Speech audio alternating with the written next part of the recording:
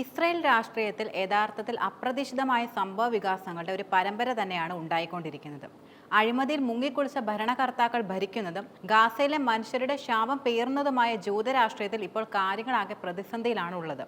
Israel രാഷ്ട്രീയത്തിൽ Qatar ഇടപെടൽ നടത്തിയെന്നാരോപിച്ചുകൊണ്ട് Qatar gate എന്നറിയപ്പെടുന്ന അഴിമതിയുടെ വലിയ വെല്ലുവിളിയാണ് ഇപ്പോൾ ഇസ്രായേലിൽ നിലനിൽക്കുന്നത്. യൂറോപ്പിനെ തന്നെ പിടിച്ചുകുലുക്കിയ അഴിമതി കേസാണ് ഖത്തർ ഗേറ്റ് എന്നത്. പ്രധാനമന്ത്രി ബെഞ്ചമിൻ നെതന്യാഹുവിന്റെ മുൻ സഹായിയായ എലീസർ ഫെൽഡ്സ്റ്റീനാണ് അന്വേഷണത്തിന്റെ പ്രധാനപ്പെട്ട കേന്ദ്ര ബിന്ദു എന്നതും. വിദേശ മാധ്യമങ്ങൾ രഹസ്യരേഖകൾ ചോർത്തി നൽകിയതിനും അതുപോലെ തെറ്റായ വിവരങ്ങൾ തടയുന്നതിന്റെ മറവിൽ നെതന്യാഹുവിന്റെ സ്വന്തം അനുമതിയോടെ ഉന്നതതല സർക്കാർ ഓഫീസുകളിൽ നിന്നുള്ള വിവരങ്ങൾ ചോർത്തിയതിനും 2024 നവംബറിൽ അദ്ദേഹത്തെ അറസ്റ്റ് ചെയ്യുന്ന നടപടിയും ഉണ്ടായിരുന്നു. അന്വേഷണത്തിൽ അദ്ദേഹത്തിന് ഖത്തർ അധികൃതരുമായുള്ള ബന്ധങ്ങൾ വെളിപ്പെടുകയും ചെയ്തിട്ടുണ്ട്.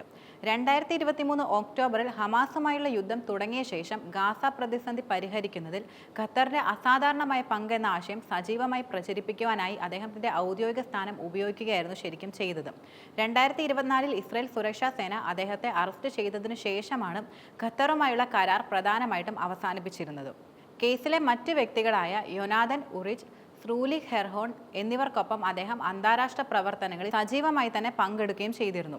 ഖത്തറിനെ മാത്രമല്ല മറിച്ച് മിഡിൽ ഈസ്റ്റിനെയും അതിനപ്പുറത്തുള്ള മറ്റ് ഇസ്രായേലി പങ്കാളികളും ഈ കൂട്ടത്തിൽ ഉൾപ്പെടുകയും ചെയ്യുന്നുണ്ട്. മാത്രമല്ല ഹമാസുമായുള്ള സംഘർഷത്തിന്റെ അടിസ്ഥാനത്തിൽ കാര്യങ്ങൾ കൂടുതൽ ഗൗരവമേറിയതായി മാറിയിട്ടുമുണ്ട്. ഹമാസുമായുള്ള ചർച്ചകളിൽ ഖത്തറിന്റെ നിഷ്പക്ഷ ശക്തി അതിശയോക്തിപരമായിരുന്നുവെന്ന തരത്തിലും വലിയ ആരോപണങ്ങളാണ് നിലനിൽക്കുന്നത്.